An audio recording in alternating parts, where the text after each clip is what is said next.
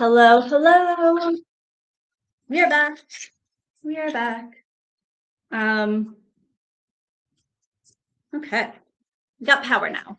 Sorry about that. So, for those of you that were with me, we are on this is part 2 of our pencil pouch. So make sure you go back and watch part 1. I was running out of power, so I had to go get the power cord for the computer. You also missed the fact that I stitched this, and I know exactly what I did now. It was so silly.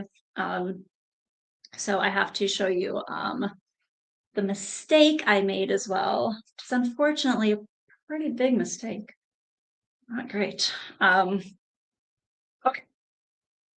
Also trying to finish pushing the tail out on our little shark tail. So I need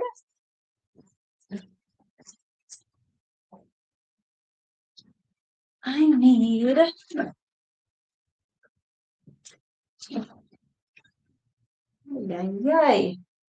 need a seam ripper. I do not have one, which is frustrating. So I can try to get in here with scissors. Probably not a great idea. I should probably just go grab a seam ripper. Yeah, I'm gonna go grab a seam ripper. I need one to show you where I made the mistake. Just a moment. I'll be right back.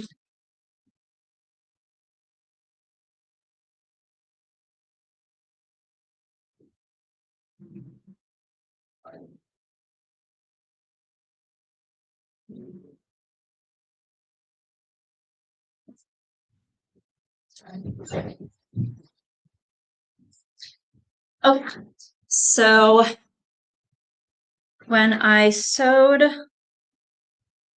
the lining, I did it incorrectly, and now the teeth of our poor little shark, which is such a cute feature of the product, the teeth are not there. So let me just rip this really quickly.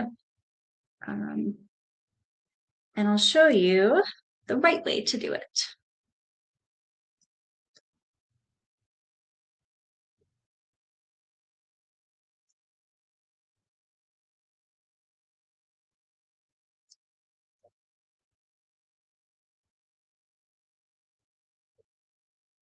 So I hope everybody's having a great August.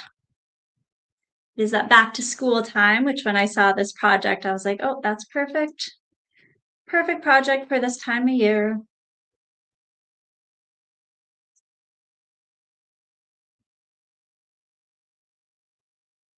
Molly and I just got back from Baby Lock Tech. It was a super fun time. That is in St. Louis. They introduced 3 new machines. They have a brand new serger called the Serenity. It's a 4-thread serger. It has the air threading of both the loopers and the needles. And it has a super cool feature for how you put a needle into the machine now. We all know putting a new needle in the machine can be tricky with dropping the needle or just not getting it up all the way, which is a common problem that we'll see as people aren't inserting the needle up as high as it can go. So it is a foolproof system, easy peasy to use. So really excited to get that machine back in the store as soon as it comes out, as soon as it gets to us. I know what the problem was. I did the top stitching too soon. I did the top stitching too soon. So I have a seam ripper here. I'm going to pull the top stitching out really quickly just because you need the teeth. I need to show you how to do this correctly. So forgive me for my silly mistakes here.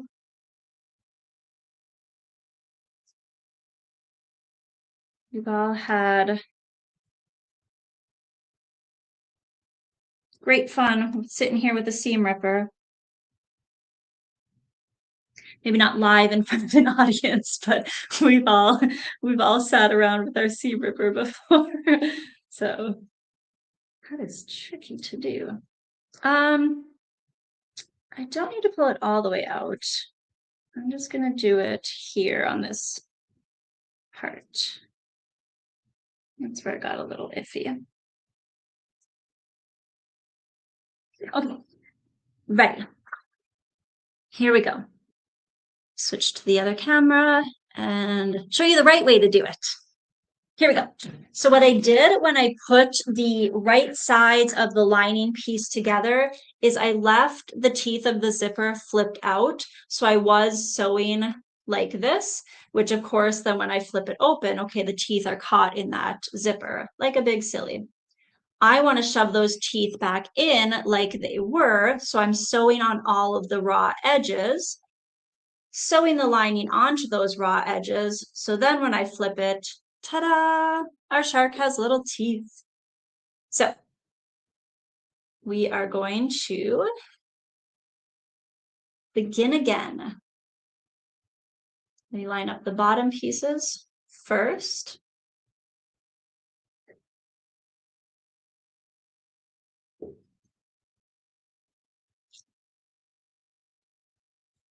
Folding that zipper in so I can line up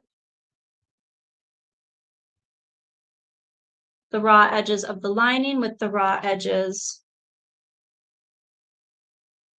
of the zipper and the bottom, or I guess this is the top of my shark.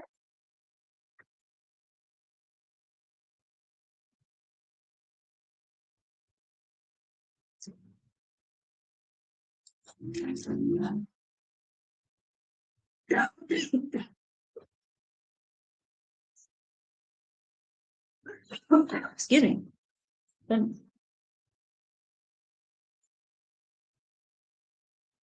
right, we are going to sew.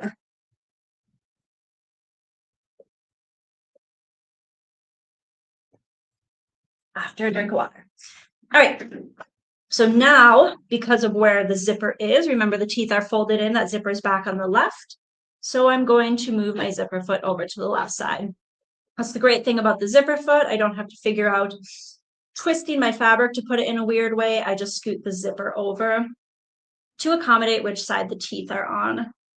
Again, I can feel where that zipper starts, which is right back here. So I'm going to start right where it starts. I'm on a straight stitch.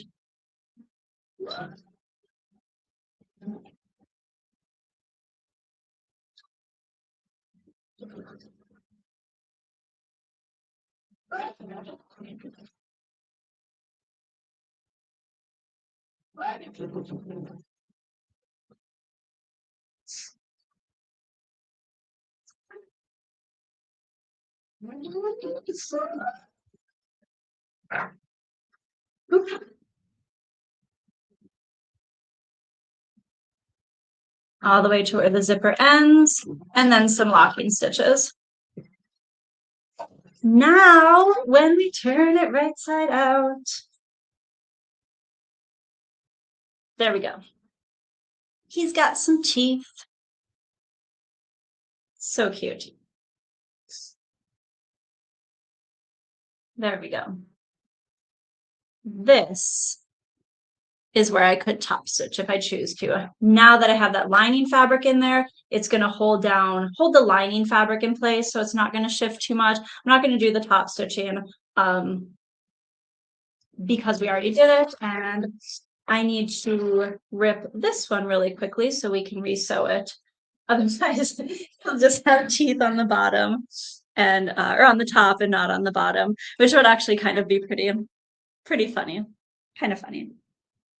All right, let me just rip this lining stitch out. So yeah, Baby Lock Tech. That Serenity is the new serger that'll be in soon, and then they came out with the Luna and the Ursa. Let me make sure I'm saying this right. The Luna is the combo machine. So that's a sewing and embroidery combination. It gives us a 6x14 hoop size. So a nice large size. Has some really awesome designs in it. Gives you some higher end features like resizing with stitch recalculation. Gives you the yarn couching. so many samples at Baby Lock Tech were with the yarn couching. They're really doing so much with it because it's just such a popular technique at the moment. You can use it for home deck, you can use it for garment. It's just such a fun way to use the machine. So yeah, it has that capability. It has some designs built in, and then those new design suites from Baby Lock. A design suite is something that you can purchase. Originally, it was just for the machines that had IQ Designer or My Design Center, because it went into that portion of the machine. So those are just some of the higher end machines that have that IQ Designer. But these yarn couching designs are actually not a file that is only read in My Design Center. It's a file that is, it's a PES file, which that's your standard embroidery file. And so obviously it can work on any machine, but you have to have the yarn couching attachment to do it, which only fits on certain machines because of how it attaches.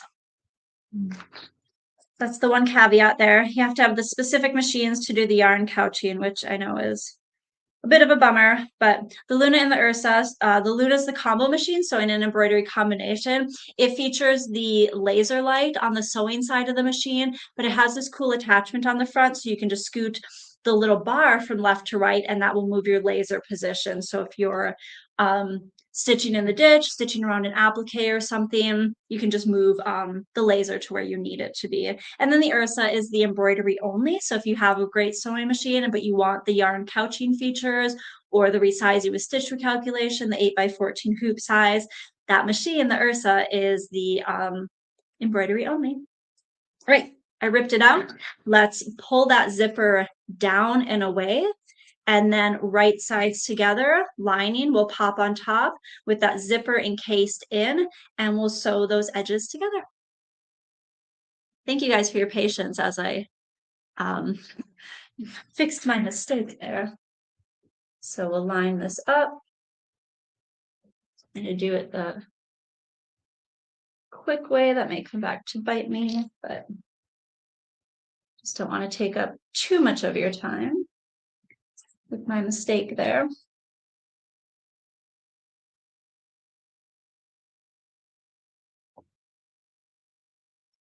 Good, good. Coming around to this side. And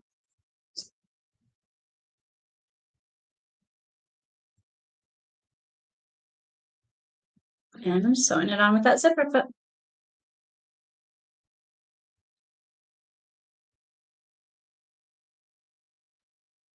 I keep thinking I have the button to lower my presser foot. My hand keeps going up here to lower my foot, and it's not happening.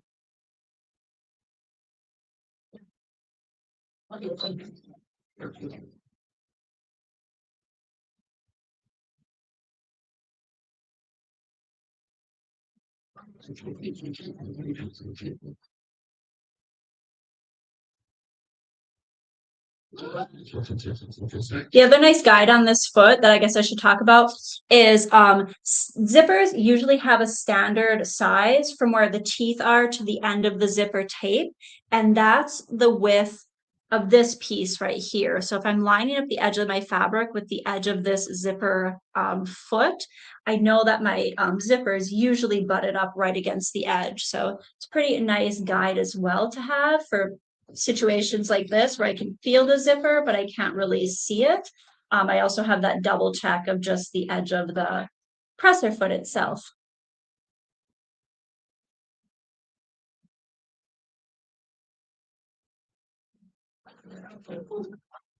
Okay, perfect. And then we made those little clips along the base, and we are back to where we were supposed to be. Let's turn this right side out. And we've got some teeth on our shark. All right, here is where we're going to talk about our eyes. So I am just using buttons for the eyes. You could use little, you could use anything you wanted for the eyes. I like the buttons. I think they look really nice. And then I get to use my button sewing foot which comes with a lot of machines. And we've heard from our customer base that not everybody utilizes that foot. So I want to show you how awesome it is. Just clean up a bit of my mess here. Okay. The button sew on foot. It is your M as in Mary. So how it works is I like to push this plastic piece forward. That gives me this little shank part here, this little plastic piece. Not that I need to sew over that. That's for heavier fabrics where I need more bulk behind. I need more excess thread behind the button to allow my heavier fabric to go underneath the button. But it's going to allow me to line up my button as I place it into the foot. And then this little metal piece pushes down. So the button's going to sit on top of that metal piece. This is a button that has 4 holes in it. If you only have 2, it's obvious where you're going to start. But if you have 4 holes in your button, you're actually going to want to start with the front 2 holes, the lowest ones, because then you'll be able to wiggle the foot forward and get the back ones. Otherwise, you'll just have to take the whole foot off and restart. So what I'm doing is that plastic piece that pushed down in the middle of my foot there, that is helping me line up in between the holes of my buttonhole. Then these little red dots are my, just making sure that I have it pushed back far enough. So I have a center separating the 2 holes, and then I have these pieces essentially on the side. The foot goes on like this. So that helps me line everything up. I can still bump this as I'm putting it on, so I want to be careful. The other thing I'm going to do is I'm going to remove my accessory tray, reach behind the machine, and drop the feed dots. That way, it's not going to try to scoot forward and stitch as I want to sew in place on my button. So just a little visual that they're still in the centered with that little plastic piece. And now I'm going to push that plastic piece away. Again, I don't want that shank in there. The pattern gives you the little marker for where the eyes go. So I'm just going to line that up underneath. Lifts up nice and high. Line it up with my mark and pop it down in place. I'm going to choose my zigzag stitch. And normally you don't have to make any adjustments left or right, but you want to test it first. So I'm going to turn my hand wheel. I'm turning on my automatic lock feature as well because I want it to do lock and stitches. I'm going to turn my hand wheel to make sure that the needle's dropping all the way through the hole on the right. That's fantastic. If it hit at all, I would pause and adjust the position of the button. Now it's going to jump over to the left. I want to make sure that my needle's going all the way through the hole on the left. Perfect. Perfectly lined up. Now I just push on my foot pedal. Sews a couple times back and forth. And, oh, I forgot to choose the buttonhole stitch. I just chose my zigzag, which works totally fine. I'm going to do a couple locking stitches in place and then cut. Now, I'll show you the difference with choosing the actual button sew-on stitch. I'm going to lift the presser foot and I'm just going to grab my fabric and shimmy it towards me. Oh, I went a little too far. Totally fine. I'll just have to reset the button. Can usually do it with the foot still on the machine if you've practiced it a few times, or you could take it completely off. I can push that little plastic piece forward if I need to, but I can see it's pretty centered.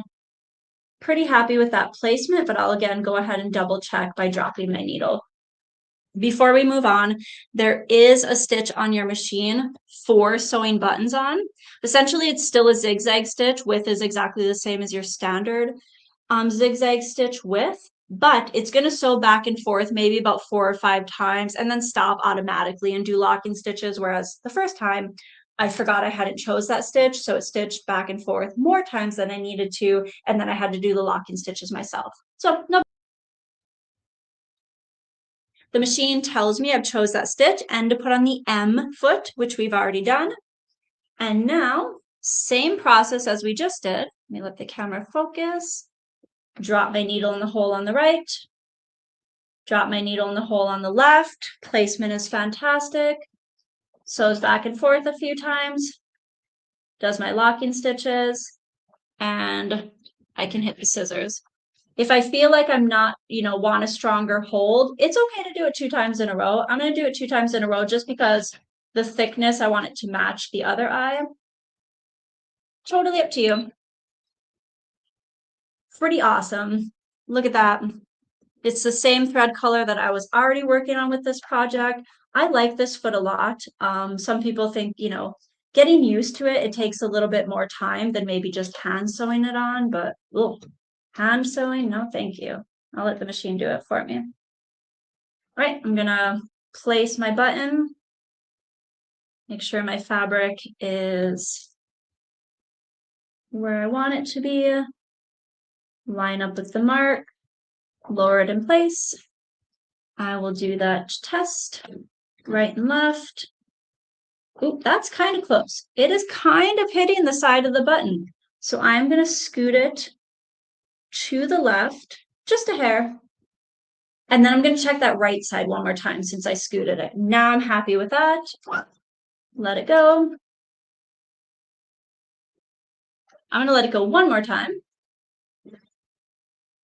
Again, you don't have to do the buttonhole stitch twice. It was just because, again, mistakes were made. I did it manually the first time and it went a little more than I needed it to, so why not? Feel like I need to scoot it just a hair more. There we go.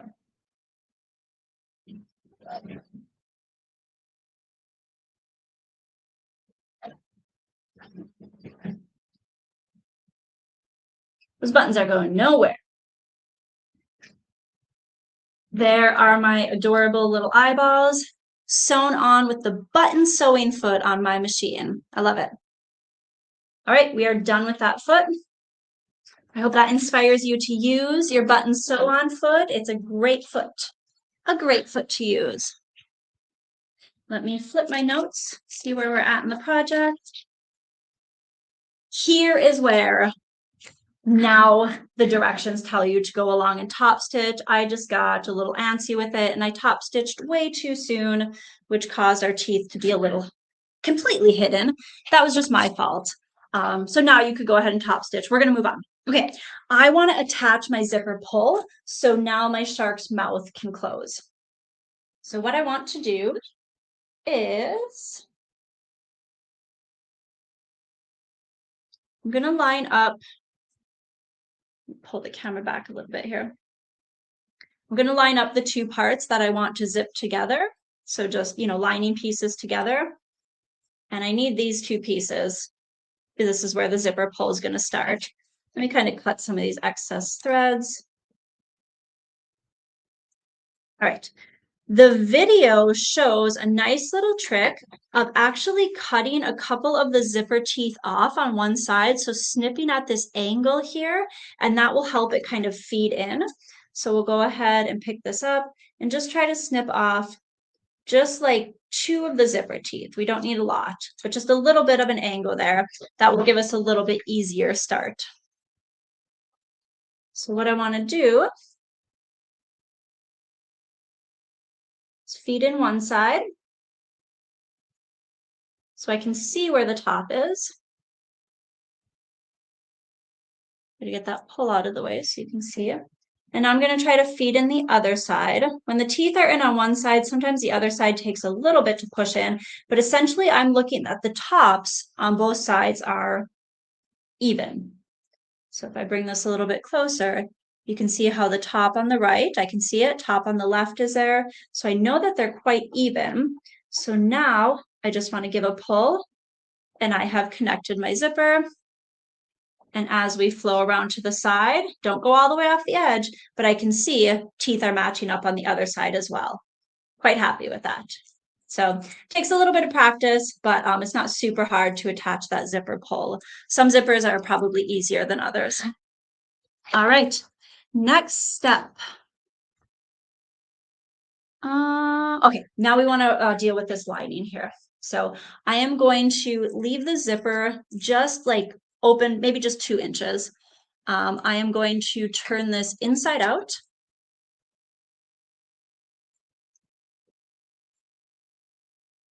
Trying to not unzip that zipper too much.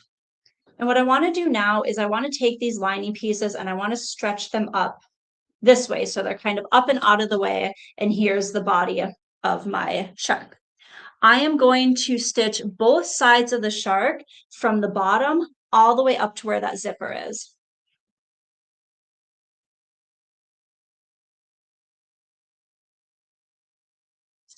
So let me just pop my regular foot back on with that seam allowance.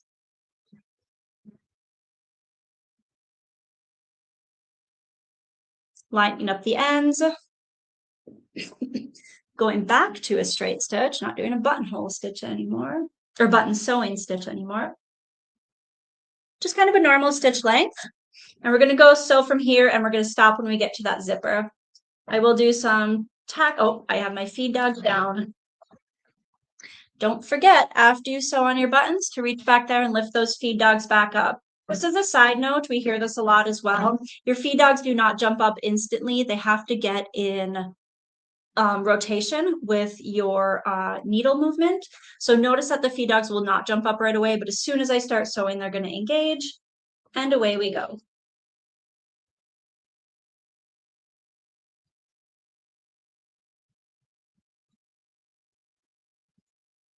Pause here for a minute. I want to sew up to where that zipper is, which is why we made that little clip in our fabric, so I can kind of let it lay a little flatter.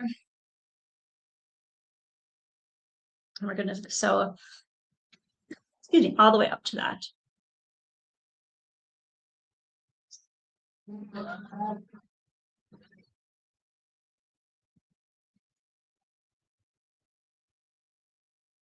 And then I can feel where the zipper is. So I will stop just when I get onto that red fabric, not going too far into it. So my needle is now at the red fabric. I can feel it touching the zipper. So I'm going to do a couple locking stitches. And cut. I'll do the same thing on the other side.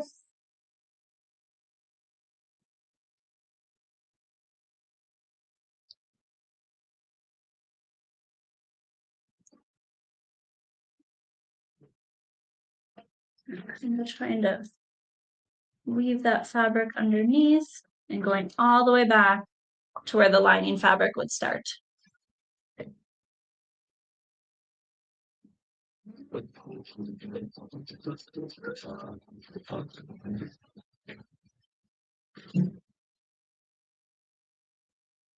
Again, this foot that I have is the 5/8 adjustable seam foot.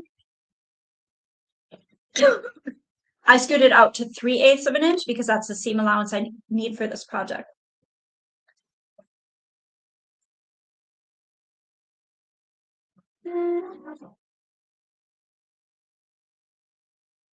Perfect.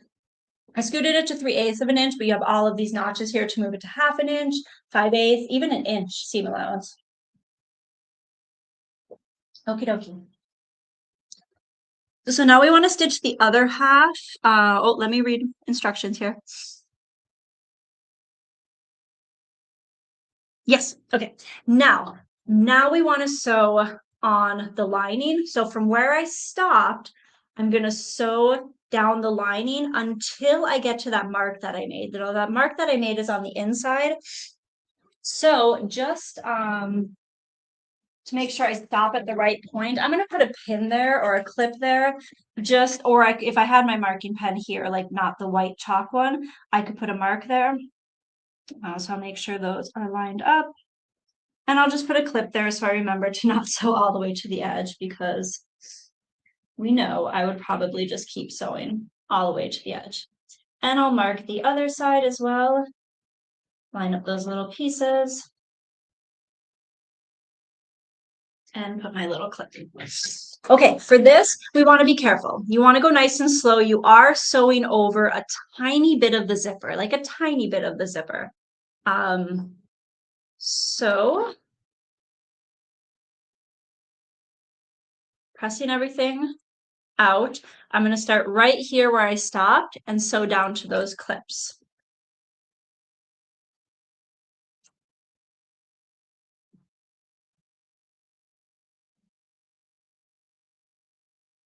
Making sure those edges. I don't want to hold like that. Let me try that in here. Zipper teeth are lined up.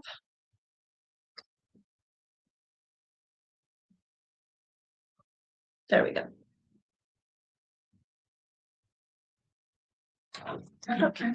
I'm gonna go nice and slow.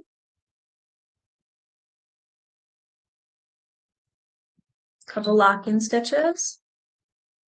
And sewing over just a hair of the zipper. You could turn it by the hand wheel as well if you want, just as you feel that you're getting close to the zipper. Just to, sometimes if you feel like you kind of hit something, you know, not that I'm hitting something, but you'll feel the needle kind of hit, you could kind of shimmy the fabric slightly just to move past like a troublesome spot. But we are golden, and now we're just going to keep sewing.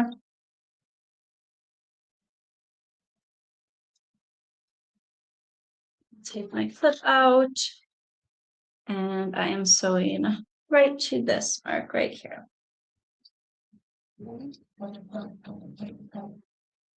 we go. A couple locking stitches.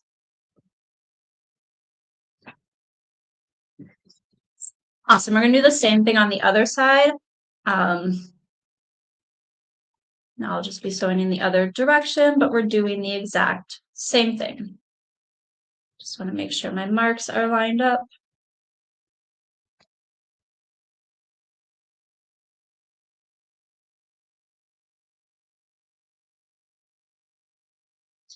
And I will clip the lining at the top as well, just to help hold it together. That looks nice. And I'm going to start right here. So I'll get that under the foot. A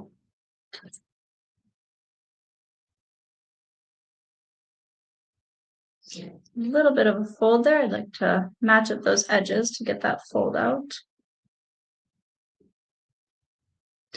And I'm going to pop a clip there just so it stops pulling forward.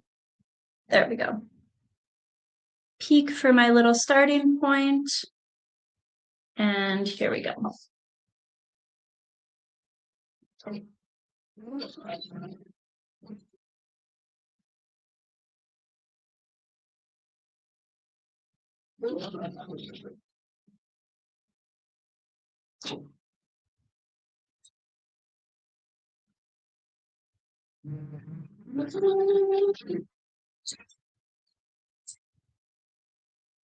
You can feel a little bit of a bulk from the zipper there. So maybe just help coax it along.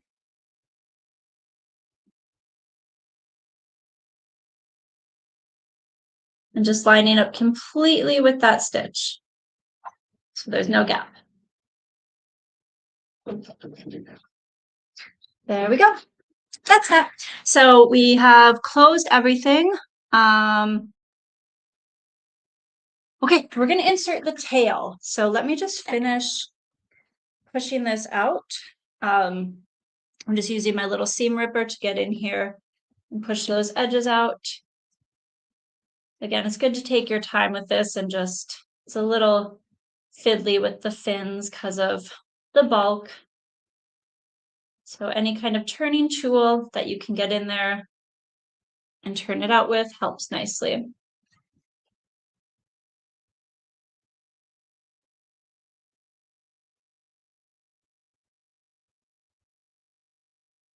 Sometimes if I can't get it, I will actually use my seam ripper, if I can open it now.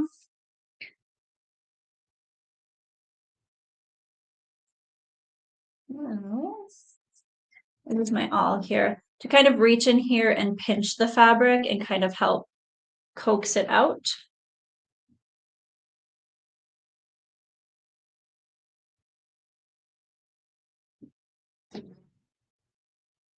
Not to stab yourself or pull too hard that you kind of catch the fabric.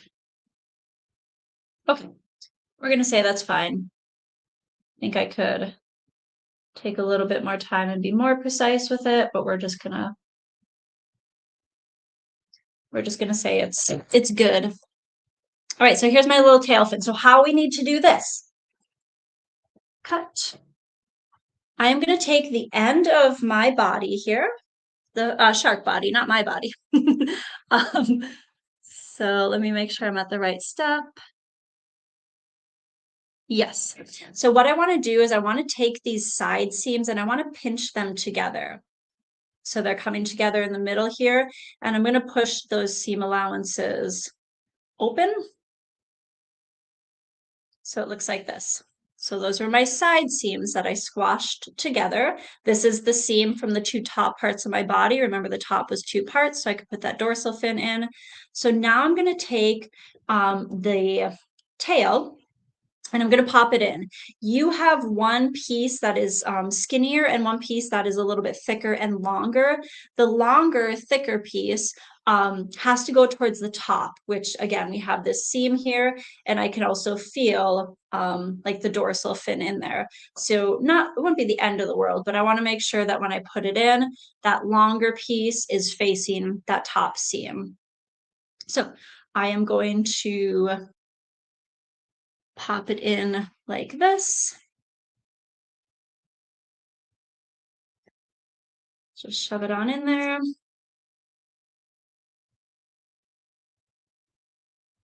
Keep those seams pressed open and just put all my raw edges together so I can go ahead and stitch it in place. Just kind of centering it with that that area there. So I have a little bit extra space on this side, a little bit extra on this side. We're just going to sew down with a straight stitch, but watching that those side seams stay pressed open, just so we don't have a ton of bulk there. This is getting quite thick.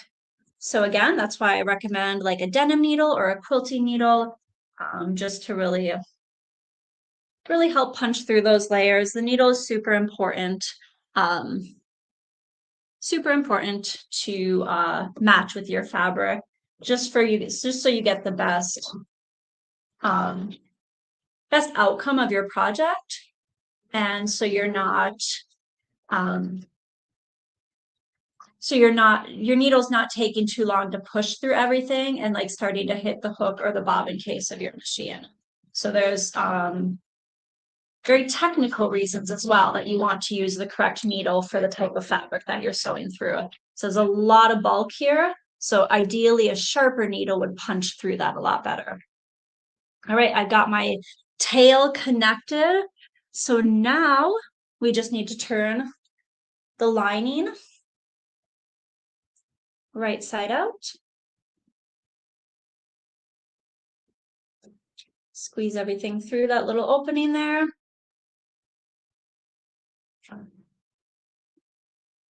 And now I want to reach in here where the zipper is and kind of try to open that up a little bit more. So now I can turn the whole shark right side out. I wasn't going to mention this, but I find it hilarious. The video in the after you watch the video, if you scroll down to like where you can get the pattern and stuff, all the words underneath the video, they have the video broken down into sections. And this part is called birthing the shark. So right side out is the birthing part of the shark. I just found that hilarious for some reason. All right, I'm gonna use my finger to try to push those corners out a little better. And again, you would take your time with this. You could press to get cleaner corners. Could use your little turning tool to get, them looking a little bit better. Oh my gosh, he is adorable. Poor little guy just got stabbed. Yep, looking super cute. All right, the last step we have to do is just thinking about like if this was a pencil pouch or holding some of like my sewing notions and accessories. If I don't close that lining, everything's going to get like caught up inside the shark. So I'm going to go ahead and pull that lining back out.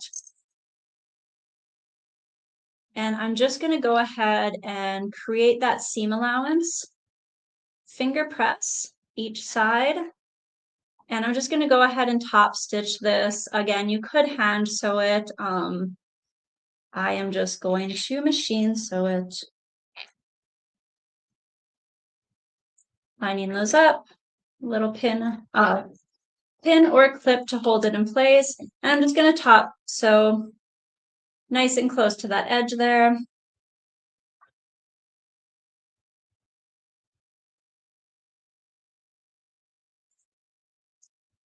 I could put my regular foot back on, but I'm okay with this one. Still on a straight stitch. You could match the thread to the fabric. Obviously, a red thread wouldn't stand out as much as this kind of teal thread, but this is way inside the shark body, so it's not super likely that you're going to see that unless you pull the lining out for some reason. We will fold the other side. Quick little finger press. Go ahead and stitch that side together as well.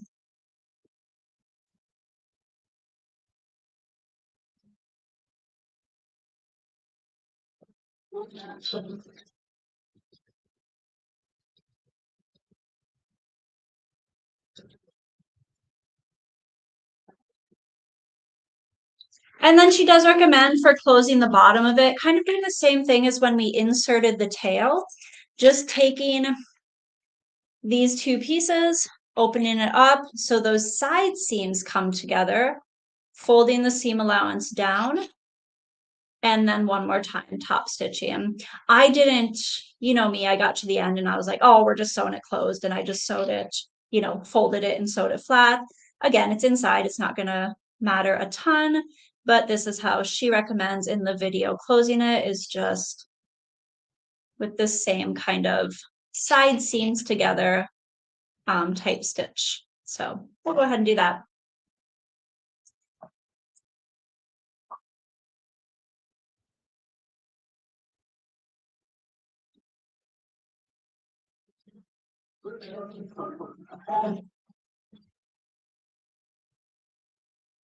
Get over that.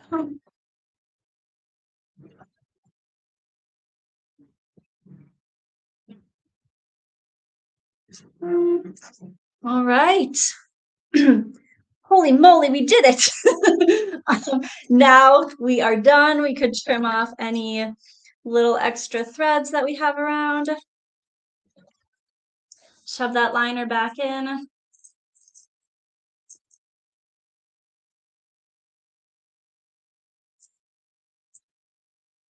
Nice. Yeah, and it's just going to seat a little bit better because of the shape of the end here if you take the time to do that extra little step for closing it. He is adorable. We got another little shark, just like our little patchwork shark. Cute as can be. I can go ahead and, oh, I came unclipped here. Oh, I didn't notice that. So we'll go ahead and feed that zipper back in because you want to be able to close your guy. I must have over unzipped it at some point and not realized it.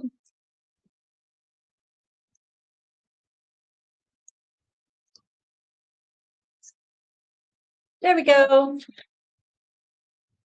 Such a cute little guy, fun little project. I feel like every bump or mistake that you could run into, we have just addressed. I've shown you it all, every mistake you can make.